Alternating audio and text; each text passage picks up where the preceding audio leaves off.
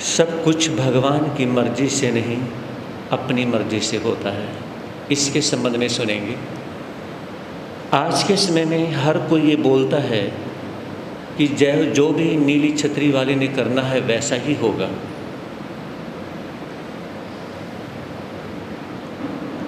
जैसा भगवान करेगा वैसा ही होगा। गीता आप उठा करके देखेंगे, उसमें सबसे पहले स्टार्टिंग में पहले ही पेज पर श्लोक आता है, कर्मण्ये वादि कारस्ते माँ फलेषु कदाचन। कर्म करते चले जाओ, फल की चिंता मत करो, है ना। जैसा कर्म करोगे वैसा ही फल मिलेगा।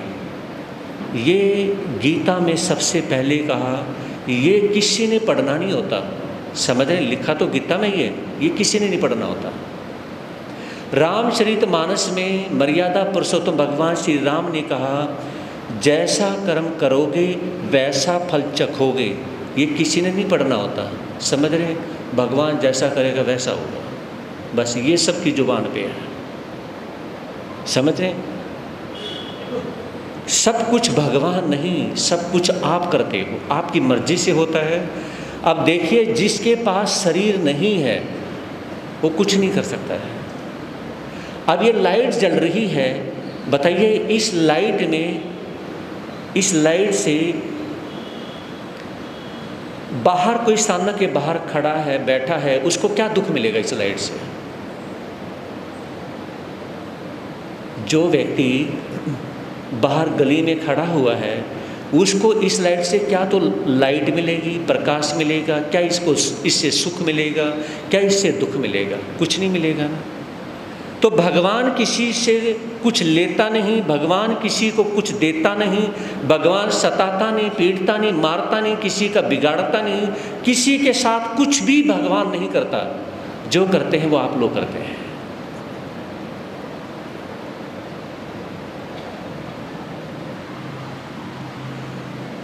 आप कहते हैं, सुनते हैं, बहुत जगह सुनते हैं कि जिंदगी को सहजता के साथ में जियो, है ना। लेकिन जिंदगी को सहजता के साथ में जी सकते हैं? नहीं जी सकते हैं। सहजता के साथ में गाय जिंदगी जी सकती है, भैंस जी सकती है, शेर, चीता, भेड़िया, जो जंगली जानवर जो भी हैं वो जी सकते हैं, लेकिन सहजता के साथ में जिंदगी को इंसान नहीं जी सकता। क्योंकि जिस इंसान की जो जिंदगी है, जितनी सुविधाएं हैं, उतना ही ज़्यादा हमारी लाइफ में क्या होता है? स्ट्रगल होता है। उतनी ही हमारी लाइफ रॉक स्ट्रॉन्ग होती है, उतनी ही हमारी लाइफ हार्ड वर्किंग होती है, समझ रहे? तो ये विचार करने की ज़रूरत है। अब हमारे माइंड के अंदर पॉजिटिव और नेगेटिव दोनों प्रकार की एनर्जी है। अब मैं आपसे एक सवाल पूछना चाहूँगा। घर में दो जगह ऐसी हैं जहाँ से हमें एनर्जी मिलती है, वो जगह कौन सी है?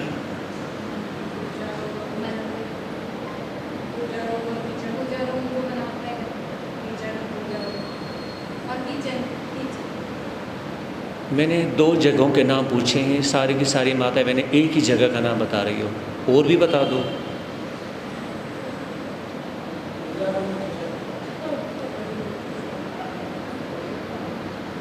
दूसरा नाम नहीं है कोई?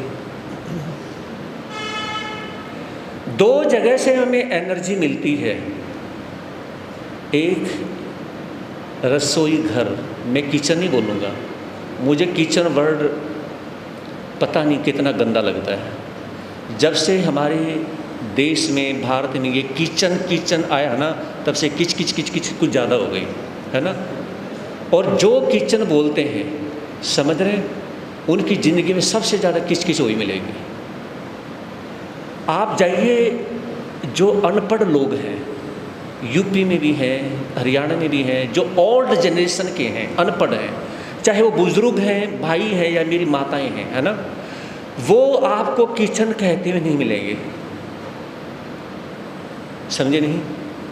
वो कहेंगे कि आप रसोई से खाना लें, और जब तक वो रसोई बोलते हैं ऐसा लगता है कि वो कुछ ज़्यादा पढ़े लिखे हैं, क्योंकि उनके पास नेचुरल नेचर है ना।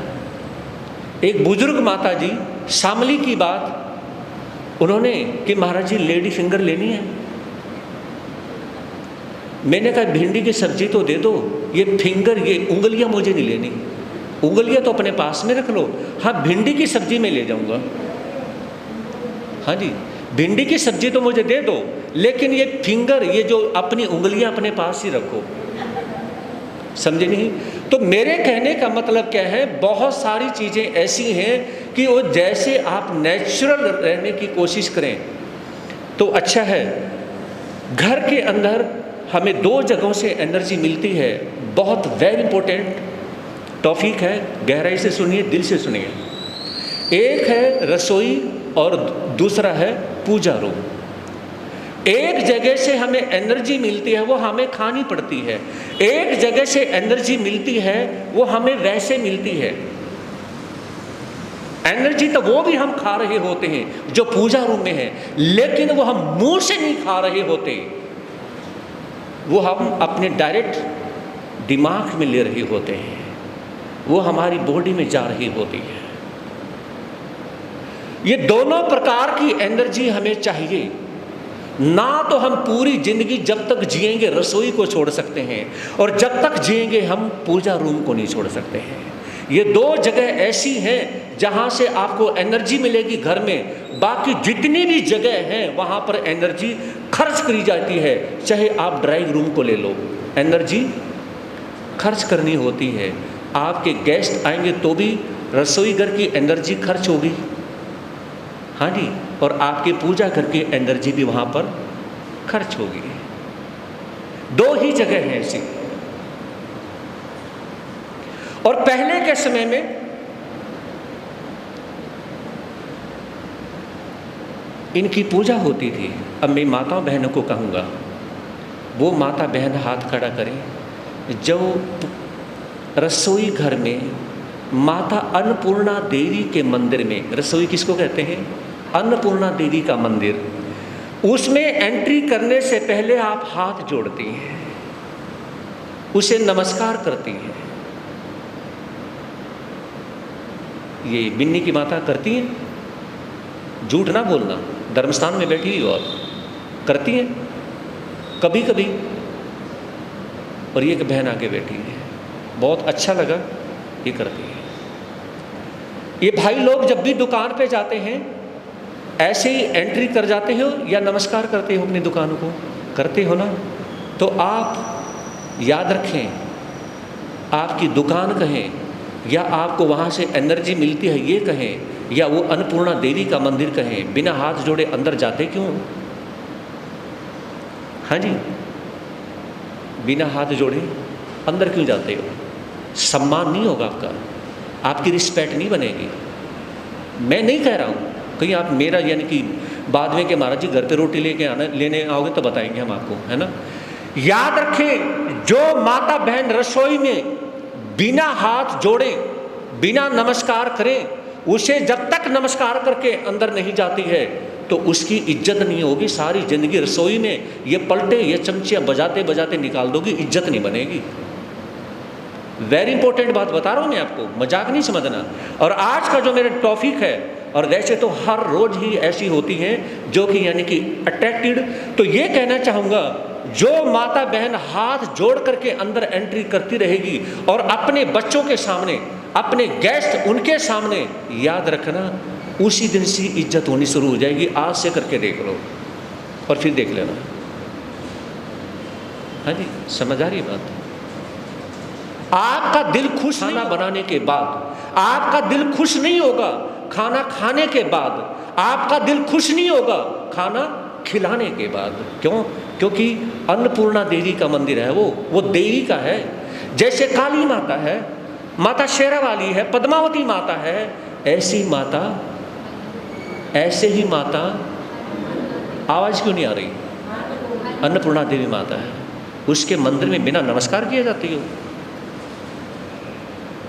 जो घर में नमस्कार करता हो उससे खाना बनवा लिया करो, लेकिन जो नमस्कार नहीं करता उसको रसोई के अंदर जाना नहीं चाहिए।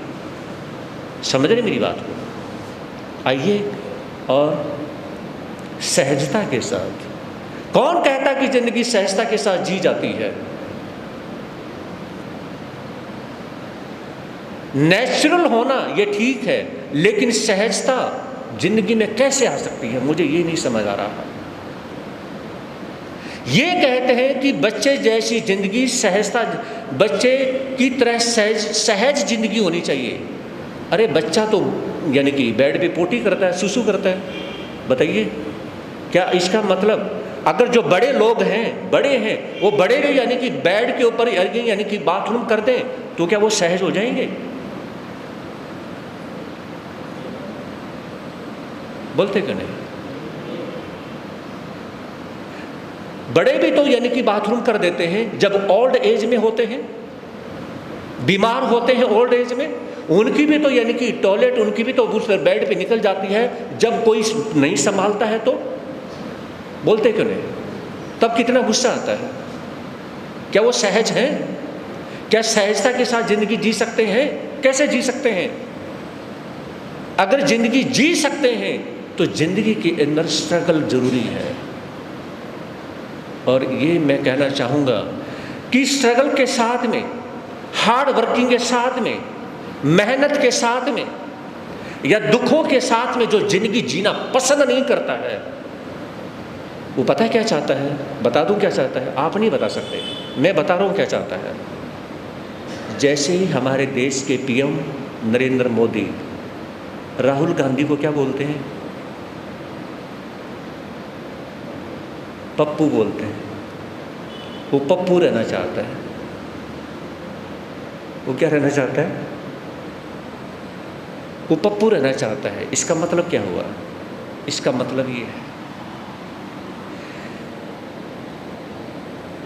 कि हम अपनी जिंदगी में छोटा बन के रहना चाहते हैं। जब परेशानियां आती हैं, नहीं मैं तो छोटा हूं, मुझे देखो, नहीं मुझे तो इस बात का पता ही नहीं था, देखो मेरे पास तो इस चीज़ की समझ ही नहीं है ना? अरे हो, आई एम वेरी सॉरी, पता नहीं अचानक ये गलती पता नहीं कैसे होगी, मेरे दिमाग में बात नहीं आई, मेरा भाव नहीं था यह करने का। देखिए मैं आपकी रिस्पेक्ट करना चाहता हूँ, लेकिन अचानक पैसे, मतलब मुझे नहीं पता ये कैसे हो गया। ये इस प्रकार की जो बातें हैं ना, ये ड्रामेबाजी है, वो हम उसको दिखाना चाहते हैं कि हम छोटू हैं। हम क्या हैं? छोटू हैं। अभी हम बड़े नहीं हुए हैं, हमारे पास समझ नहीं है, समझ की कमी है ना? और वैसे घर के मालिक बनना चाहते हैं। वैसे आप क्या चाहते हो? सभी के ऊपर है ये बात, एक के ऊपर नहीं है, चाहे बहू है, सारी सब के ऊपर है, मालिक बनना चाहते हैं। एग्जाम्पल कोई आपको ये कहे कि आज से आप इस घर के मालिक हैं, सब कुछ आपने देख रेख, सब कुछ आपने संभालना है, तो भी सिर में दर्द हो जाता है। सिर में दर्द क्यों हो जाता है? सारी जिम्मेवारी मेरी है, आपने कुछ नहीं संभालना, है ना? तो उसमें यानी कि आपको मालिकियत भी अच्छी नहीं लगती। समझ रहे मेरी बात को? आपको मालिकियत बिल्कुल अच्छी नहीं लगती। जब आपको जिम्मेवारी संभालनी पड़ती है, तो जिम्मेवारी संभालता कौन है? जो घर का मुखिया होता है, उसकी क्या ड्यूटी होती है? हाँ जी, किससे क्या काम करवाना है, मैंने खुद क्या करना है, मुझे क्या नहीं करना चाहिए, अपने घर के सदस्य से क्या नहीं करवाना चाहिए, क्या करवाना चाहिए, बाहर से आने वाले लोगों की क्या सेवा करनी चाहिए, कौन मेरे घर पे आता है वो अपने घर में क्या रिस्पेक्ट देता है, मुझे उसकी रिस्पेक्ट किस ढंग से देनी चाहिए, है ना? ये सारे काम किसके होते हैं? जो सीनियर है, जो मालिक है, जिसके अंडर में सभी रहते हैं, है ना? अरे मालिक तो बनना चाहते हो, जिम्मेदारी निभाना तो सीख लो। जिम्मेदारी फूटी कोड़ी, एक जिम्मेवारी नहीं संभालनी आती, और ऊपर से फिर कहते हैं हम मालिक बनना चाहते हैं। हाँ जी, क्या बनना चाहते हो? क्या बनना चाहते हो? मालिक बनना चाहते हो। मालिक बनने के लिए जिम्मेवारी संभालनी जरूरी है। जिम्मेवारी आपसे संभाली नहीं जाती, एक जिम्मेवारी नहीं संभाली जाती और ऊपर से घर के मालिक बनना चाहते हो। और घर के सभी सदस्यों को आप क्या कहना चाहते हो? जो घर के माताएं बहनें रसोई में हाथ जोड़ के नहीं जाती, जो घर के सदस्य हैं वो सारी जिम्मेवारी को वो नहीं समझ रहे हैं। मुझे ये नहीं समझ आता कि मालिक घर में यानी कि किसको बनना चाहिए और किसको नहीं बनना चाहिए, बताइए।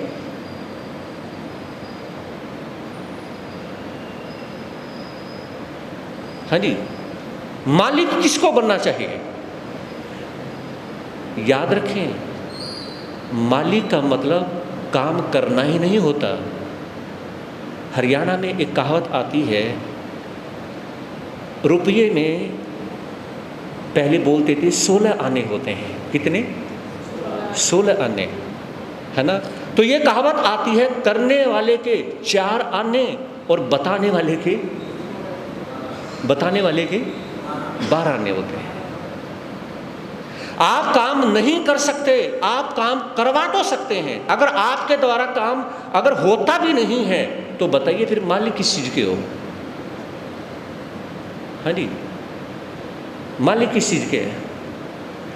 तो कहने का मतलब है कि जो जरूरी चीजें हैं, आपका जो भी कार्य है, जो घर में के जो माता बहनों का कार्य है, जिस फील्ड में आप काम करती हैं, जो फील्ड आप संभालती हैं, उस पे आप उस काम को हाथ जोड़ के कितना करते हैं?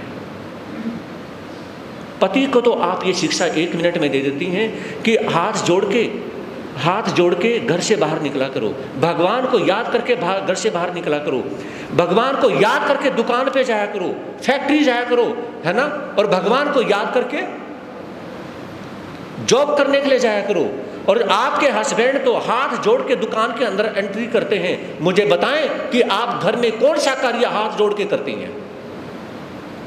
बताओ, मैं सभी माता बहनों से पूछना चाहता हूं। आपके हस्बैंड तो हाथ जोड़ के जॉब पे निकल जाते हैं, हाथ जोड़ के फैक्ट्री में जाते हैं, वहां पर भी ऑफिस में बैठते हैं, हाथ जोड़ते हैं, दुकान पे जाते हैं, हाथ जोड़ते हैं। चाहे कोई किसी प्रकार की, कोई साइकिल पे, कोई गाड़ी में सामान बेचता है, तो जो उनकी गाड़ी खड़ी होती है, जिस गाड़ी में वो सामान लोड करते हैं, उस गाड़ी में भी बैठते समय क्या करते हैं? सभी भाई लोग करते नहीं करते? जिस गाड़ी से आप रोजी रोटी कमाते हो तो क्या करते हो? हाथ जोड़ते नहीं? हाथ जोड़ते हो। चाहे एक नाई है जो बाल काटता है, समझे नहीं, हाथ जोड़ के एंट्री करता है। मुझे बताएं कि माताएं बहनें ऐसा कौन सा कार्य है जो हाथ जोड़ के करती हैं?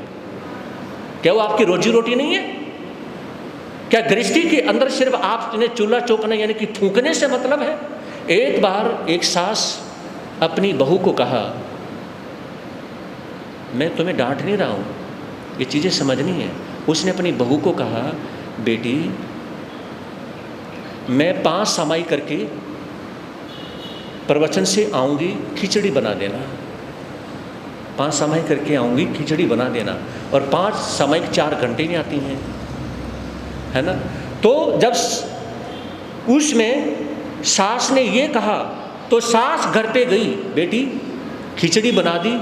अरे मम्मा मैं तो भूल गई, है ना। तो सास क्या कहने लगी, मैं 5 समाई फूंक आई, तूने खिचड़ी भी नहीं बनाई। हाँ जी, मैं 5 समाई फूंक आई, तूने खिचड़ी भी नहीं बनाई। बहू ने खिचड़ी क्यों नहीं बनाई? क्योंकि वो सास समाई फूंकने के लिए जाती है, जलाने के लिए जाती है, आग लगाने के लिए जाती है। समझ रहे मेरी बात को? और जो कार्य जिस यानी कि आग लगाने के लिए जाता है तो उसकी इज्जत क्या होगी? विचार करें। माचिस आज भी उतने की आती है और पहले भी उतने की आती थी। आग लगाने वालों की कीमत कभी बढ़ती नहीं है। समझ रही मेरी बात को? आग लगाने वालों की कीमत कभी बढ़ती नहीं है। कीमत उनकी बढ़ती है जो आग को बुझाते हैं, जो आग को बुझाते हैं। चाहे वो कीचड़ ही क्यों ना हो, चाहे सड़ा हुआ गंदा पानी क्यों ना हो कीचड़ में, चाहे टॉयलेट का गंदा पानी क्यों ना हो, वो भी आग को बुझा सकता है। उससे भी प्लांट लगाने के बाद में रसोई की गैस बन सकती है, लेकिन आग जो लगाने का काम करता है उसकी कभी कीमत नहीं बढ़ा करती है। क्योंकि सास सामायिक फूंकने के लिए आती है, इसलिए घर में बहू खिचड़ी भी नहीं बनाती। अगर सास ये विचार करके जाए, बेटी खिचड़ी बना रही है, मैं सामायिक करने जा रही हूँ, तो हो सकता कि घर में खिचड़ी बन जाती है। विचार करिए। आप कहते हैं मेरी किस्मत में ये नहीं है। एक माता जी आती हैं, वो कहने लगी महाराज जी, हाँ जी बोलो माता जी बोलो। मैं कहा बोलो तो सही माता। महाराज जी पहले तो मुझे सास नहीं अच्छी मिली, अब मुझे बहू नहीं अच्छी मिली। हाँ जी। मैंने कहा कि पहले सास अच्छी नहीं, ओल्ड ज़माने की है ना, और अब नए ज़माने की बहू अच्छी नहीं। एक बार आप खुद देख लेंगे कि आप कितनी अच्छी हैं। समझ रहे हैं? मेरे कहने का तात्पर्य क्या है कि एक तरफा ही याद रखें, चर जो करने वाली जो नारी होती है, जो लिमिट से ज़्यादा बोलने वाली होती है, वो कभी घर के अंदर शांति कर ही नहीं सकती। समझ रहे?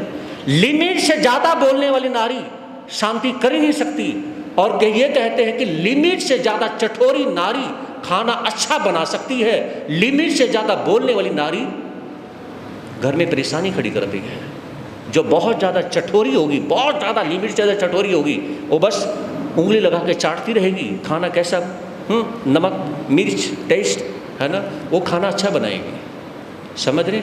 चटोरी नारी होगी, खाना अच्छा बनाएगी, लेकिन बोलने वाली नारी जो होगी ना, वो खाना भी बिगाड़ देगी, क्योंकि इसे बोलने से फुर्सत मिलती नहीं और खाना बनाएगी कैसे। तो ये कहते हैं थोड़ी सी जुबान पे लगाम लगाना सीख लो। अगर जुबान पे लगाम लगाना नहीं आई तो याद रखें किस्मत तो एक जैसी है, किस्मत को बिगाड़ने वाली आप हो, किस्मत को बिगाड़ने वाले आप हो। तो इसलिए ये कहा जाता है कि सनलाइट बाहर है, और उस सनलाइट में भी लोग छाता लेके निकलते हैं और बारिश में भी लेके निकलते हैं। समझ रहे हैं? सनलाइट में भी छाता लेके निकलते हैं, तो ना तो सनलाइट भी नहीं पड़ती, बारिश में निकलते हैं, बारिश का मजा नहीं आता। अरे फिर मजा किस चीज़ का है? जरा सी धूप पड़ी नहीं तिलमिलाने लग जाते हैं, जरा सी बारिश लगी नहीं उसमें तिलमिलाने लग जाते हैं। तो फिर आप जिंदगी को जियोगे कैसे? मुझे ये नहीं समझ आता है कि जिंदगी को जियोगे कैसे। बताइए कैसे जियोगे? जब हर समय में जरा सी प्रॉब्लम हो तो आपको बाहर छाता चाहिए, अम्ब्रेला चाहिए, तो क्या करोगे जिंदगी के अंदर? बताऊं क्या करोगे? मैं बता देता हूं क्या करोगे। ओबामा जो राष्ट्रपति थे, कहाँ के? अमेरिका के राष्ट्रपति थे, और ओबामा ने ही ओसामा को मारा था। तो ओबामा एक बार विचार करने लगे और उन्होंने बोल ही दिया। क्या बोल दिया? उनसे पूछा कि अगले जन्म में क्या बनना चाहते हो? अगले जन्म में क्या बनना चाहते हो? सोचते रहे। कहा कि क्या बनना चाहते हो अगले जन्म में? कहा कि शर्म आ रही है अगले बनने में जो मैं बनना चाहता हूँ। अरे बनना भी कुछ चाहती हो? कि कहा कि शर्म आ रही है, बनना तो चाहता हूँ। तो फिर बताने में क्या, जब बनना चाहते हो बता ही दो, बनना क्या चाहते हो? अगले जन्म में बहुत बड़े बिजनेसमैन का कुत्ता बनना चाहता हूँ। अगले जन्म में बहुत बड़े बिजनेसमैन का कुत्ता बनना चाहता हूँ। क्यों? क्योंकि सवेरे से शाम तक सिर्फ परवरिश होती रहेगी, करना कुछ नहीं पड़ेगा। हाँ जी, सवेरे से शाम तक परवरिश होती रहेगी, है ना, केयर होती रहेगी, महंगे महंगे शैम्पू से, साबुन से, है ना, सब कुछ होता रहेगा। और यानी कि नौकर चाकर भी बुरुश लगा लगा के नहलाएंगे, है ना। तो मेरे कहने का तात्पर्य उसमें कहा कि बड़े घर का कुत्ता बनना बहुत अच्छी बात है। इतनी सेवा होती है, इतनी सेवा होती है, इतनी सेवा तो एक बहुत बड़ा बिजनेसमैन हो ना, बिजनेसमैन, उसको भी हार्ड वर्किंग करनी पड़ती है। कुत्ते को क्या करना पड़ता है? समझ रहे? उसको क्या करना पड़ता है? कुछ नहीं करना पड़ता। तो कहने का तात्पर्य क्या है? महापुरुष ये कहते हैं कि जिसमें कुछ नहीं करना पड़ता वो जिंदगी नहीं, वो पशु हो सकता है जिसमें कुछ नहीं करना पड़े। कुत्ते को खाने की कमाने की ज़रूरत क्या है? उसको नौकरी करने की क्या ज़रूरत है? बिजनेस करने की क्या ज़रूरत है? किसी न किसी तरह से वो पेट भर लेता है, लेकिन इंसान को पेट भरना उसके लिए बहुत मुश्किल है। कुत्ता बनना आसान है, इंसान बनना बहुत मुश्किल है। अब विचार करना है,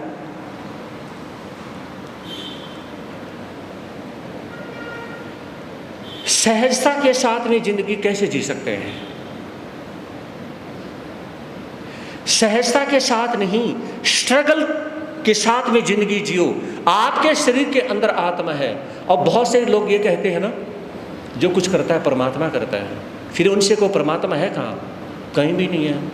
मंदिर में भी लोग बुरे लोग जाते हैं, स्थानक में बुरे लोग आते हैं, नशे करने वाले सभी जगह जाते हैं, परमात्मा कहीं है ही नहीं। अब मुझे ये बताएं, आप तो हो ना, आप हो ना, आप तो हो।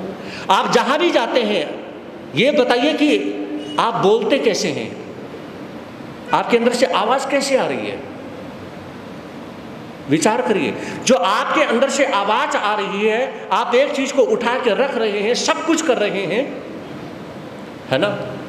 तो ये क्या है? आप सभी जगह जा सकते हैं, चांद पे चले गए, कहानी चले गए, सभी जगह जा सकते हो ना।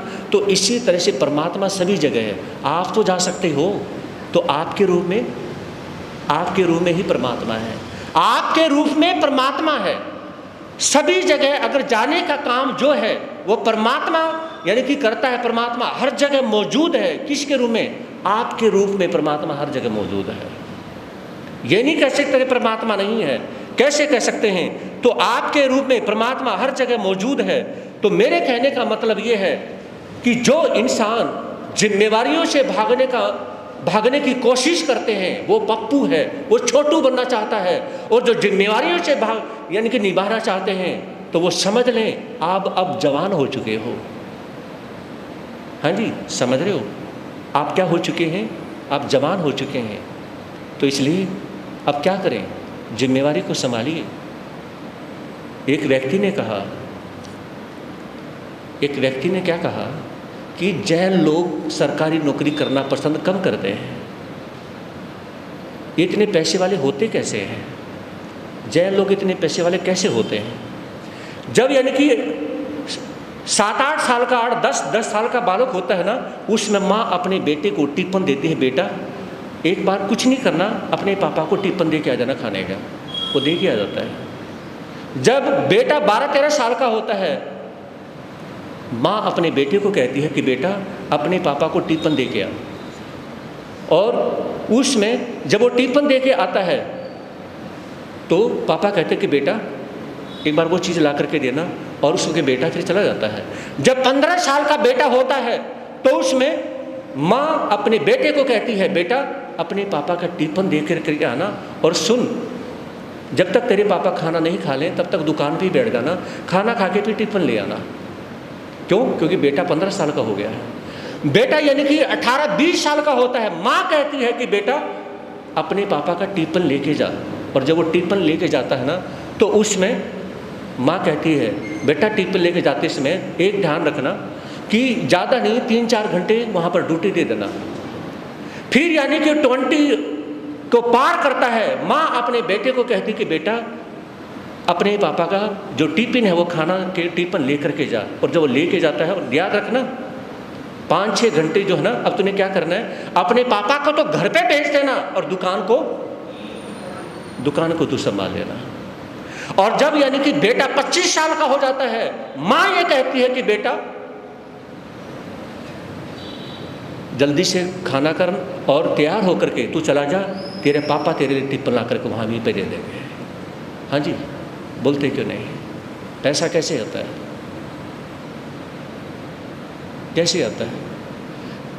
पैसा ऐसे आता है जब यानी कि छोटे से नहीं, एक माँ ने अपने बच्चे को कमाने की ललक डाल दी है। समझ रहे? कमाने की ललक डाल दी है, और इसी प्रकार से ये कहा जाता है, महापुरुष ये कहते हैं, जिस प्रकार से माँ ने अपने बच्चे को कमाने की ललक, कमाने का लालच एक बच्चे के अंदर बचपन से डाल दिया है, उसी प्रकार से काश एक माँ अपने बच्चे के अंदर बचपन से ही मंदिर में जाने के लिए भी ऐसे ही अगर रूल बना दी, तो मंदिर में जाने का, पूजा पाठ करने का, संतों की सेवा करने का ऐसा ही रूल अगर माँ बना दे तो बोलते क्यों नहीं हो? बोलते क्यों नहीं? मतलब यहां बनाने का कोई रूल नहीं है आप लोगों का। यहां से भी प्राय चाहे शीतला माता, राम मंदिर, हनुमान मंदिर, कोई भी है, यहां से मतलब ये है, मैंने एक स्थान का नहीं लिया कि यहां पर मुझे कोई कमी है, मैं वो नहीं कह रहा हूं। तो मेरे कहने का मतलब यहां पर आने का क्या आपका कोई रूल नहीं है क्या? एक उसको समझने का रूल नहीं है। और यानी कि कोई भी धर्म ध्यान करना है तो ये विचार करिए कि आप क्या करें। आपको ये करना चाहिए और ये विचार करना चाहिए, जो कुछ करना है वो मुझे करना है, जो कुछ कर सकता हूं वो मैं कर सकता हूं। जब तक आपके मन में ये बात नहीं आएगी, आई विल, आई मस्ट, ये बात नहीं आएगी तो ऐसे कुछ नहीं हो सकता है। हमेशा विचार किया करो, मैं कर सकता हूं, मुझे करना चाहिए। समझे नहीं? अब मैं आपसे एक सवाल पूछता हूँ, भाइयों से भी और माता बहनों से भी। वो सवाल ये है, किसी का नाम राम, श्याम, महावीर, राघव है ना, और कितने की जो गॉड नेम है, शिव, बहुत सारे जो गॉड नेम है वो क्यों रखते हैं? और माता बहनों के राधा, मीरा यानी कि और गीता है ना, सीता, और जो दो देवियां हुई हैं दमयंती या इत्यादि, ये नाम क्यों रखते हैं? जैसे आज के जो नाम है, इंग्लिश नाम है ना, मतलब मैं ये कह रहा हूं कि ये पहले नाम क्यों रखते थे और भाइयों के नाम क्यों रखे जाते थे? बताओ। हाँ जी,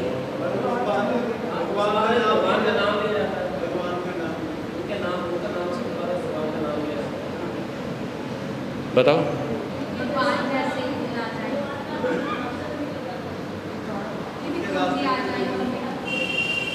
और कोई? मेरे बार बार पूछने का मतलब आंसर ठीक नहीं है। और कोई? जो आपका आंसर है वो नंबर 2 है, लेकिन मुझे नंबर 1 आंसर चाहिए, नंबर 1 की सेंस चाहिए मुझे। वो ये नाम पहले इसलिए रखे जाते थे कि आने वाले टाइम में हमारे आज के राम नहीं है। राम जब दिवाली पे यानी कि महावीर दिवाली पे चले गए थे, राम ने शरीर छोड़ दिया था, हनुमान ने छोड़ दिया था, जो भगवान ने जब छोड़ दिया था, कलियुगी श्री कृष्ण ने छोड़ दिया था, जब भगवान चले गए थे उसमें नाम इसलिए रखने शुरू कर दिए थे ताकि आने वाले लोग ये विचार कर सकें कि भगवान हुए हैं कभी।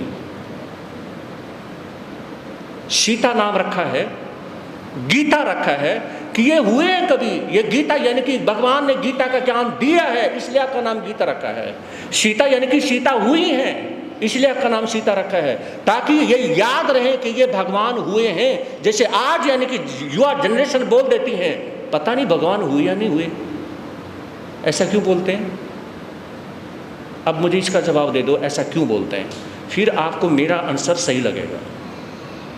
आज की जनरेशन के बच्चे ऐसा क्यों बोलते हैं कि भगवान है या नहीं, पता नहीं है या नहीं है, ऐसा क्यों बोलते हैं?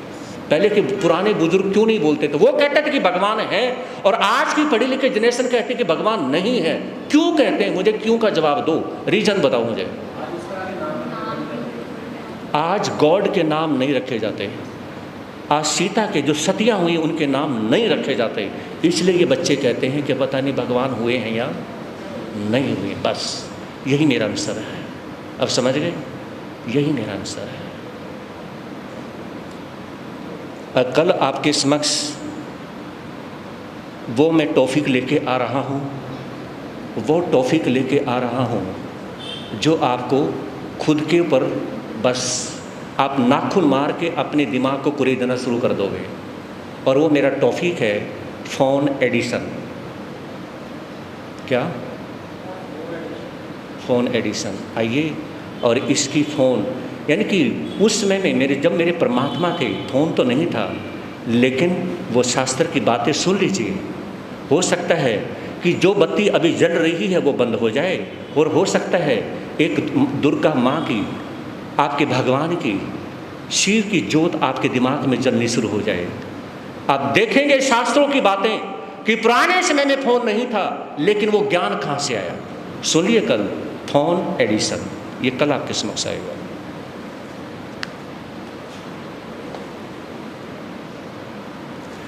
जिन धर्म के प्यारे लोगों, ये सुन लो अमर कहानी, हम भूल गए हैं जिनको, जरा याद करो कुर्बानी। जिन धर्म के प्यारे लोगों, ये सुन लो अमर कहानी, हम भूल गए हैं जिनको, जरा याद करो कुर्बानी। हमने दो की झांकी निकलती हुई देख ली। किस किस की? हरिश्चंद्र और तारा की। लेकिन एक की झांकी अभी तक नहीं निकली है। किसकी? रोहित की। आइए अब रोहित की झांकी निकालते हैं। और यहाँ पर 2-3 परिवारों के बच्चे बहुत बहुत आते हैं, चाहे वरुण है, जिम्मी है और असीम है। इनके बच्चे सबसे ज़्यादा आते हैं। जिम्मी क्या नाम इनका, असीम भाई और वरुण के बच्चे सबसे ज़्यादा आते हैं, सबसे ज़्यादा बच्चे आते हैं। और ये जो छोटी छोटी गुड़िया है ना, मैं सही कहना चाहूँगा, इनका मेरे से इतना स्नेह है ना, इतना स्नेह है, बस बहुत ज़्यादा स्नेह है। ये हमारी एक ऐसी लाडली बेटी हैं जो मेरे से बहुत स्नेह करती हैं, बहुत स्नेह करते हैं, रियली में स्नेह करती हैं। और ये जो प्यार है ना, देखिए वो बैठी हैं, यहाँ पे आई हैं। मुझे एक चीज़ की खुशी है, उन्हें नहीं पता कि मैं क्या प्रवचन कर रहा हूँ। हाँ जी, समझ रहे हैं? उन्हें नहीं पता कि मैं क्या बोल रहा हूँ, वो मेरी सेंस को नहीं समझ सकते हैं, लेकिन उनका प्यार है ना, बस यही मेरे लिए सब कुछ है, यही मेरे लिए सब कुछ है। और कईयों के भाइयों के जो बच्चे नहीं आते हैं, वो भी कोशिश करें, वो भी उनको भी लेके आए। चलिए रोहित की झांकी निकालते हैं। माता पिता अनुसार ही होती है संतान, कटुक मधुर फल वृक्ष के लगते बीज समान। सन्मति के गुण दोष अधिकतर माता पिता पर निर्भर हैं, संस्कारों के जीवन पट पर पड़ते जिन पर बलतर हैं। क्या कहा, गजब कर दिया, गजब कर दिया। वाह रे झांकी, अगर देखनी हो तो ऐसी झांकी देखी जाए। ये कहते हैं, गौर फरमाइएगा, एक बच्चा कभी अपने बचपन की झांकी को नहीं देख सकता। एक जवान व्यक्ति कभी अपनी जवानी की झांकी को नहीं देख सकता, लेकिन एक बूढ़ा आदमी बचपन की झांकी को भी देख सकता है, जवानी की झांकी को भी देख सकता है, और अपने बुढ़ापे की झांकी को भी देख सकता है। क्योंकि जो बचपना होता है, बच्चे के पास समझ नहीं होती कि तेरा बचपना कैसा है। वो फिर बाद में बार बार रोता है। किसके लिए? किसके लिए? अपने बचपने के लिए। एक जवान व्यक्ति अपनी जवानी को नहीं समझ पाता है, लेकिन जब जवानी निकल जाती है फिर वो बार बार रोता है। किसके लिए? जवानी के लिए। लेकिन एक बूढ़ा व्यक्ति हमेशा समझता है बुढ़ापा क्या होता है, बुढ़ापा क्या होता है, वो उसके दुख को जानता है। एक जवानी का सुख क्या होता है वो जानता है, एक बचपन का बचपना क्या होता है वो जानता है। ये तीनों स्टेज एक बूढ़ा व्यक्ति जानता है, एक बुजुर्ग माँ जानती है, एक बुजुर्ग श्रावक जानता है। यहाँ पर ये फरमाया, बस 2 मिनट में पूरा करना चाहूँगा, कि संतान कैसी है। कभी संतान को संतान समझ करके संतान को मत देखो। क्या? संतान को संतान समझकर संतान मत देखो। संतान को संतान समझकर उसके पेरेंट्स को देखो कि संतान कैसी है, जैसे उसके पेरेंट्स हैं। अगर संतान पे अच्छे फल लग रहे हैं तो उसके पेरेंट्स से न लगाए हैं, और कड़वे फल लग रहे हैं। किसी संतान के यहाँ पर करेला लगता है, किसी संतान के यहाँ पर नीम की निमोली लगती है, किसी संतान के यहाँ पर बबूल का पेड़ लगता है, तो पेरेंट्स से लगाए हैं। समझ रहे हैं? और कल ये झांकी आपके समक्ष आएगी, कल थॉन एडिसन। बस इतना ही, क्योंकि आई एम वेरी सॉरी, आज मैं टाइम ज़्यादा ले गया। आज मेरा घड़ी पे ध्यान नहीं गया, तो मिच्छामि दुक्कडम, क्योंकि फर्स्ट टाइम हुआ है कि मैंने 5-6 मिनट ली है, नहीं तो मैं टाइम लेता नहीं हूँ, टाइम पे छोड़ देता हूँ। मुझे फील हुआ कि मुझे नहीं लेना चाहिए था, फिर भी वेरी सॉरी।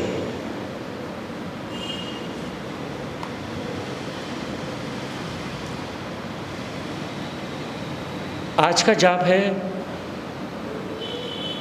बहन रीटा जैन, वाइफ ऑफ हैप्पा जैन, उनके घर पे आज का जाप बैठा हुआ है। सभी ज़्यादा से ज़्यादा जाप देने का भाव रखेंगे। कल का जाप है बहन सोनिया जैन, वाइफ ऑफ राहुल जैन, उनके घर पे कल का जाप रहेगा। परसों का जाप है हमारी माता कमलेश जैन, वाइफ ऑफ तरसेम जैन, उनके घर पे, यानी कि परसों का जाप है। 1 तारीख अभी खाली है, यानी कि वो है 26 तारीख। 26 तारीख को, यानी कि जो भी हैं, जो माताएं बहनें अभी लिखवा करके जाएंगे, तो उसमें इस डेट को भी भर दें कि ये डेट खाली, डेट अच्छी नहीं लग रही है ना। और आप लोग श्रद्धालु बैठे भी हों तो डेट खाली हो तो अच्छा नहीं लगता है।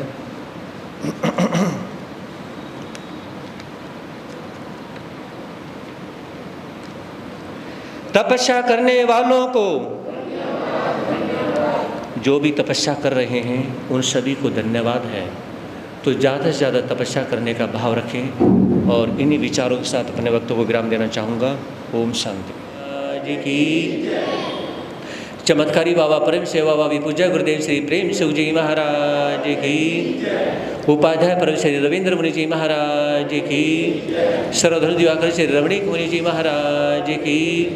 प्रज्ञा महर्षि पूज्य गुरुदेव श्री उपेंद्र मुनि जी महाराज की। जैन धर्म की।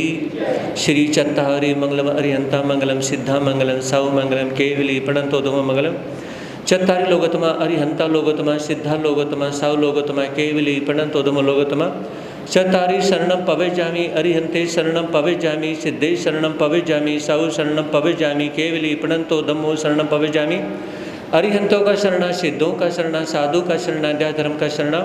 ये 4 शरण दुख हरण जगत में, और न शरणा कोई।